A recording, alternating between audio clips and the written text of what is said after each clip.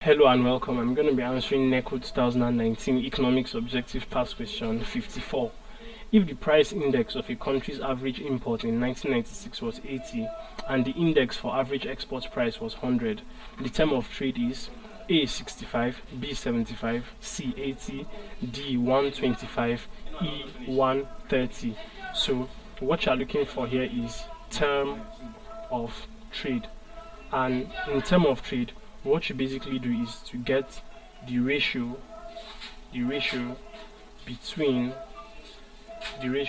or of the export to import, and then you multiply it by 100.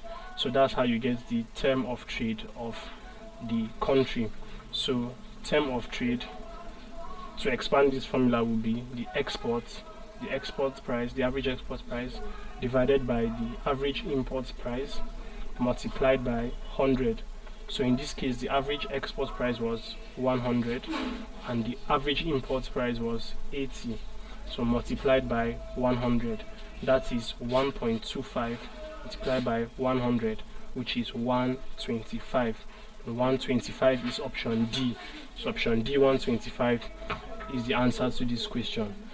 Please subscribe to this YouTube channel for more videos and for more past questions and answers. Thank you.